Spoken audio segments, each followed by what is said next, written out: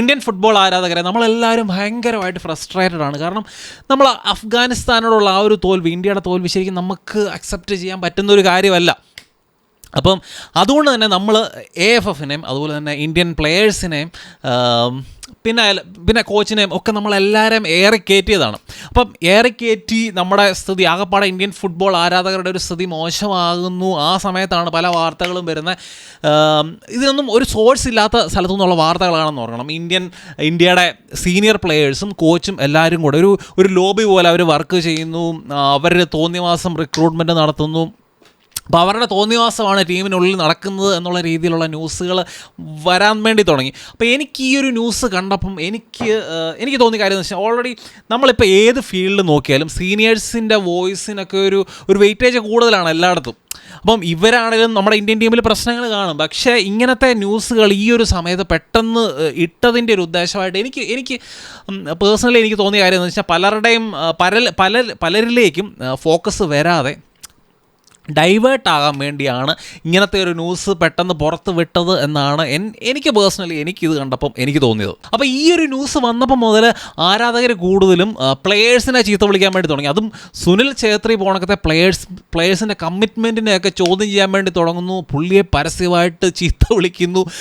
അത് ശരിക്കും അത് കണ്ടപ്പോൾ എനിക്ക് ഭയങ്കര ഒരു അത്ര നല്ല സംഭവമായിട്ട് എനിക്ക് തോന്നിയില്ല. സുനിൽ ഛേത്രി എന്ന് പറയുന്ന ഇന്ത്യൻ ഫുട്ബോളിൽ വൺ ഓഫ് ദ ഗ്രേറ്റസ്റ്റ് പ്ലെയറാണ്, ദി ഗ്രേറ്റസ്റ്റ് എന്ന് തന്നെ പറയാവുന്ന പ്ലെയറാണ്. പുള്ളിയുടെ കമ്മിറ്റ്മെൻറ്റിനെയൊക്കെ ക്വസ്റ്റ്യൻ ചെയ്യുക എന്ന് പറയുന്നത് ഭയങ്കര മോശമാണ്.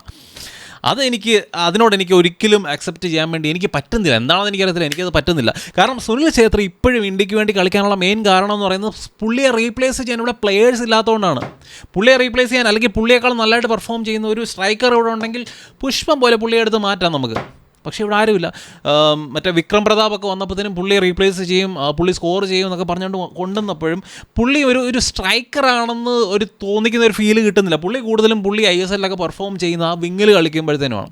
അപ്പോൾ അതുകൊണ്ട് തന്നെ നമ്മളിപ്പോൾ നമ്മുടെ ഡൊമസ്റ്റിക് സർക്യൂട്ടിൽ നോക്കിയാൽ പുള്ളിയെ റീപ്ലേസ് ചെയ്യാൻ അല്ലെങ്കിൽ പുള്ളിയുമായിട്ട് കമ്പീറ്റ് ചെയ്യാൻ പറ്റുന്ന ലെവലിലുള്ള ഒരു സ്ട്രൈക്കർ ഇതുവരെയായിട്ടും ഇന്ത്യയിലില്ല. അതാണ് യാഥാർത്ഥ്യം. അപ്പോൾ അതുകൊണ്ട് നമ്മൾ ഇങ്ങനത്തെ പലരുടെയും മാനിപ്പുലേഷന് വഴങ്ങി നമ്മൾ വിഷയത്തിൽ നിന്ന് വ്യതിചലിച്ച് പോകരുത്. ഇന്ത്യൻ ഫുട്ബോളിൻ്റെ പ്രശ്നങ്ങൾക്കൊക്കെ കാരണം പ്ലെയേഴ്സിൻ്റെ കയ്യിൽ പ്രശ്നങ്ങളുണ്ട്, കോച്ച്, AIFF, അപ്പോൾ ഇങ്ങനത്തെ ആൾക്കാരുടെ എല്ലാവരുടെയും ഈക്വലി ഇവരുടെയൊക്കെ ഇൻവോൾവ്മെൻ്റ് ഉണ്ട്. അപ്പം പലരും അവരുടെ നേരെ എന്നാ പറയുന്നത് അമ്പുകൾ വരാതിരിക്കാൻ വേണ്ടി ഇങ്ങനത്തെ പല ഡൈവേർഷൻ തെറാപ്പിയും നമ്മൾ ആരാധകർക്ക് ഇടയിലോട്ട് ഇട്ട് തരും. അപ്പോൾ അതിൽ വീണ് നമ്മൾ മണ്ടന്മാരെ ആകാതിരിക്കുക. അപ്പോൾ സോഷ്യൽ മീഡിയയിലും അതുപോലെ തന്നെ സ്റ്റേഡിയത്തിന് പുറത്തൊക്കെ ആരാധകരുടെ പ്രതിഷേധമൊക്കെ നമ്മളും കണ്ടാണ്. അത് ഈവൻ ഗവൺമെൻറ് വരെ കണ്ടു, ഇന്ത്യൻ ഗവൺമെൻറ് വരെ കണ്ടു.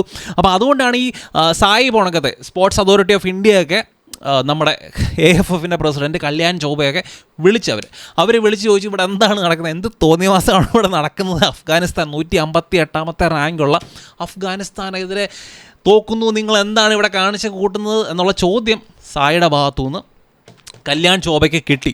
അപ്പം അതുകൊണ്ട് തന്നെ ഇനിയിപ്പം എന്തെങ്കിലും മേജർ ഡിസിഷൻസ് എടുക്കാനുള്ള ഒരു തീരുമാനത്തിലാണ് ഇപ്പം AFF ഒക്കെ. അപ്പം നമ്മൾ നോക്കിയാൽ ഈ സായിക്ക് ചോദിക്കാനുള്ള എല്ലാ അവകാശമുണ്ട്. കാരണം പെർ ഇയർ 50 കോടിയാണ് AFFന് ഫുട്ബോൾ ഡെവലപ്മെൻറ്റിന് വേണ്ടി സെൻട്രൽ ഗവൺമെൻറ് കൊടുക്കുന്നത്. സെൻട്രൽ ഗവൺമെൻറ് അല്ലെങ്കിൽ സ്പോർട്സ് അതോറിറ്റി ഓഫ് ഇന്ത്യയൊക്കെ കൊടുക്കുന്നത്. അപ്പോൾ അതുകൊണ്ട് അവർക്ക് ഇൻവോൾവ് അല്ലെങ്കിൽ അവർക്ക് ഇതിനെ ക്വസ്റ്റ്യൻ ചെയ്യാം. ഇങ്ങനത്തെ പെർഫോമൻസിലൊക്കെ പ്രശ്നങ്ങൾ വരുമ്പോഴത്തേനും അവർക്ക് ക്വസ്റ്റ്യൻ ചെയ്യാനുള്ള എല്ലാ അധികാരമുണ്ട്. പിന്നെ നമ്മൾ സ്റ്റിമാച്ചിനെ പുറത്താക്കുന്ന കാര്യം, സ്റ്റിമാച്ചിനെ പുറത്താക്കാൻ എല്ലാവർക്കും പുറത്താക്കണമെന്നുണ്ട്, AFFന് ഉള്ളിലുള്ള ആൾക്കാർക്കും പുറത്താക്കണമെന്നുണ്ട്.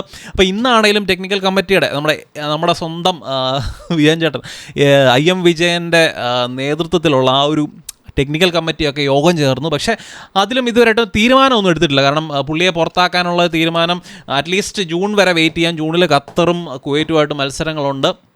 അപ്പോൾ കുവൈറ്റിനെ തോപ്പിച്ച് നമ്മൾ അടുത്ത റൗണ്ടിലേക്ക് പോകുമോ, അല്ലെങ്കിൽ നമ്മുടെ പെർഫോമൻസ് ഇത്രയും ദിവസത്തെ ഇത്ര നാളത്തെ ഒരു ട്രെയിനിങ് ചെയ്യാനും കാര്യങ്ങൾക്കുമൊക്കെ ഇത്ര നാളത്തെ ഒരു ഓപ്പർച്യൂണിറ്റി ഉണ്ട്, അല്ലെങ്കിൽ ഇത്ര നാളത്തെ സമയമുണ്ടല്ലോ. അപ്പോൾ അതുകൊണ്ട് തന്നെ എന്തെങ്കിലും മാറ്റം വരും എന്നുള്ള പ്രതീക്ഷയിലാണ് നമ്മുടെ ഫുട്ബോൾ ഫെഡറേഷനൊക്കെ ഇരിക്കുന്നത്.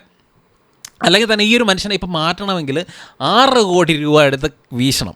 അപ്പോൾ 6 കോടി രൂപ എന്ന് പറയുന്നത് AFFനെ സംബന്ധിച്ച് ഭയങ്കര അവരത്രയും നമ്മുടെ ഇപ്പം ക്രിക്കറ്റിലുള്ള BCCI പോലെ അത്രയും റിച്ച് ആയിട്ടുള്ളൊരു ഓർഗനൈസേഷൻ അല്ല.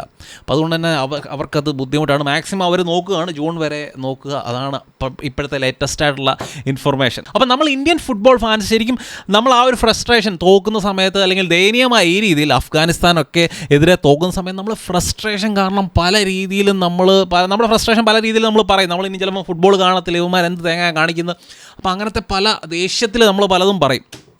എന്ന് പറഞ്ഞാൽ നമ്മൾ ഇന്ത്യൻ ഫുട്ബോളിനെ കാണാതിരിക്കുകയോ സപ്പോർട്ട് ചെയ്യാതിരിക്കുകയോ ഒന്നും ചെയ്യത്തില്ല. നമ്മളെല്ലാവരും സപ്പോർട്ട് ചെയ്യണം എന്ന് തന്നെയാണ് എൻ്റെ അഭിപ്രായം. പല മാനിപ്പുലേഷൻസ് പല ഭാഗത്തു നിന്ന് വരും, അതൊക്കെ കണ്ടില്ല എന്നടിക്കുക. ഇന്ത്യൻ ഫുട്ബോളിന് ഒരു പർട്ടിക്കുലർ വ്യക്തി അല്ലെങ്കിൽ ഒരു സെക്ഷൻ ഓഫ് ആൾക്കാർ, ഒരു ചെറിയൊരു സെക്ഷൻ ഓഫ് ആൾക്കാർ കൊണ്ടല്ല നമ്മുടെ ഫുട്ബോൾ മോശമാകുന്നത്. അതിനകത്ത് ഒത്തിരി വൈഡറായിട്ടുള്ള ആൾക്കാരുടെ ഇൻഫ്ലുവൻസ് ഉണ്ട്. അപ്പം ഇവർക്കെതിരെ എല്ലാവർക്കെതിരെ ഈക്വലി നമ്മുടെ വോയിസ് ചെല്ലണം. ഇവരെല്ലാവരും കുറ്റക്കാരാണ്. അപ്പോൾ അതൊക്കെയാണ് എനിക്ക് ഈ ഒരു വീഡിയോയിൽ പറയാനുള്ളത്. വീഡിയോ പറ്റിയുള്ള നിങ്ങളുടെ അഭിപ്രായങ്ങൾ തീർച്ചയായിട്ടും നിങ്ങൾ കമൻസ് ആയിട്ട് ഇടുക. മറ്റൊരു നല്ല വീഡിയോ കാണാം. ബൈ.